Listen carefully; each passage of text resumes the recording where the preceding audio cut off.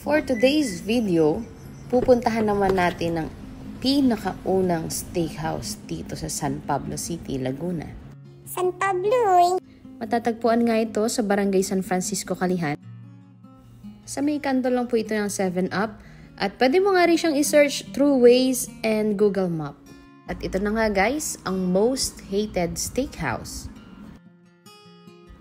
Kaka-open nga lang ito ngayong taon at bukod sa steakhouse, meron din itong kapihan sa loob. Ayan, ang Cafe Mote. At kahit nga most hated ang pangalan ng kainan na to, hindi mo naman mahi-hate dahil masarap naman ang pagkain dito at affordable din naman. Pero, nagtataka ka rin ba kung bakit nga ba most hated ang pinangalan sa kainan na to? Meron daw 3 dahilan at mamaya malalaman natin yan. Open nga pala ito Mondays to Sundays mula 11 AM hanggang 1:00 ng madaling araw. So kung trip lang ng tropa nyo na tumambay at magkape lang, pwede kayo dito sa Cafe Mote and most hated steakhouse. Ayan, habang naghihintay nga ako sa aking mga kasama, umorder muna ako dito ng frap kay Kuya Eugene. Yung coffee nga pala dito nagre-range from 68 pesos hanggang 138 pesos, 22 ounce na yon. Pwede nyo nga rin i-avail yung promo dito na buy 2, get 1 free.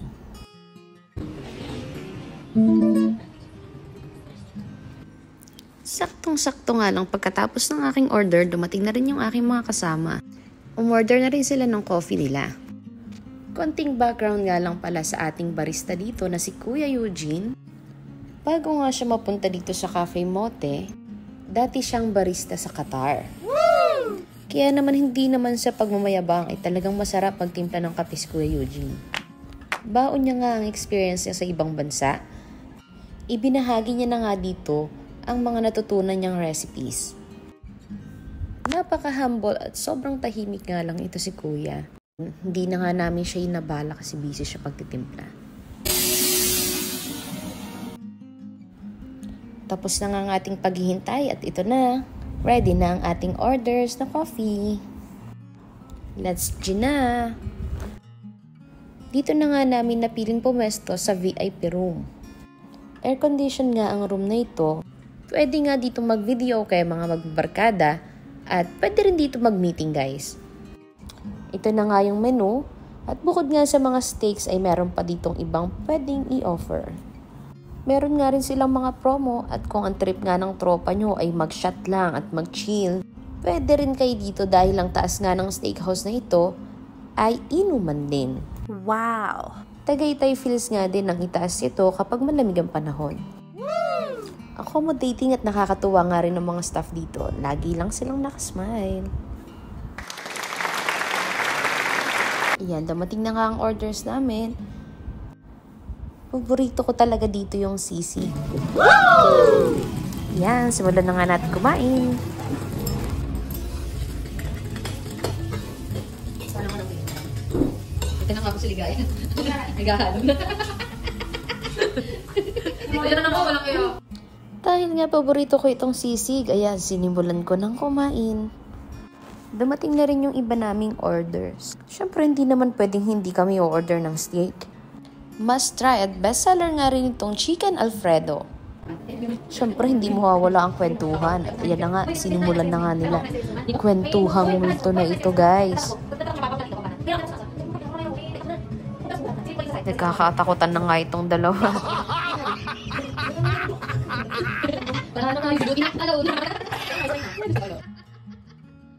Spanish latte. Sige nga, sige nga. Tinikman na nga ni ate girl. Approve! Ayan, tinry nyo na rin yung kanya. Inamoy-amoy muna. Goods. Sunod na nga namin tinikman itong steak. Hindi mo na nga kailangan lumayo ng San Pablo dahil masarap ang steak dito. Masarap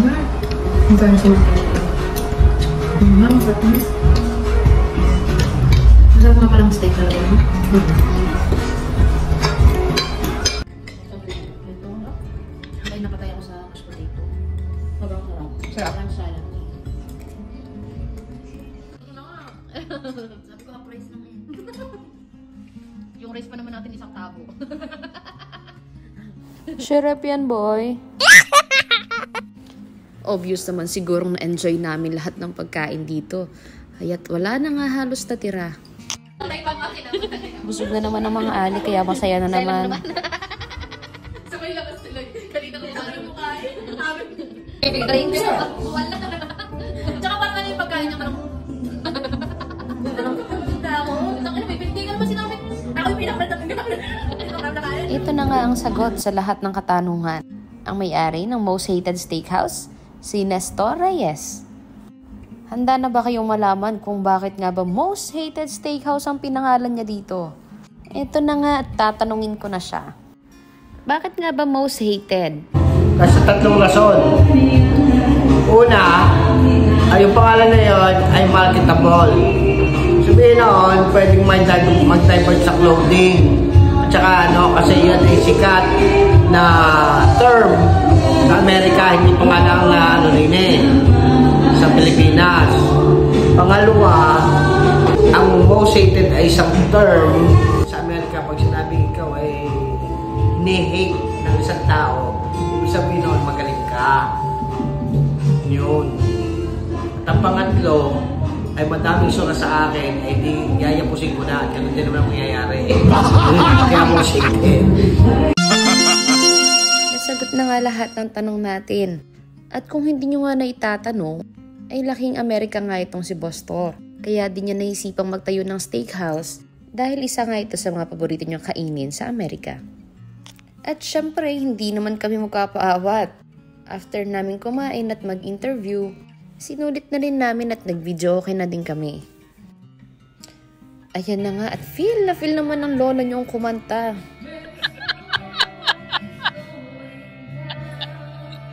Bukod nga dito sa KTV ay meron ding live band dito every Friday and Saturday.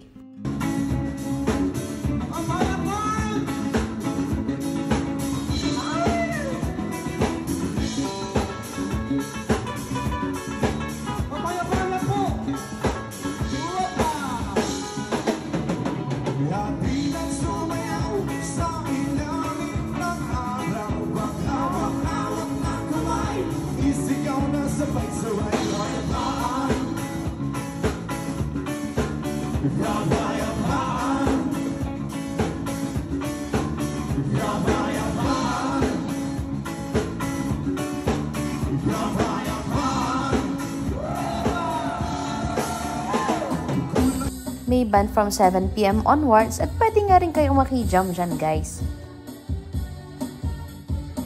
Tara na't maki-chill dito sa Most Hated Steakhouse.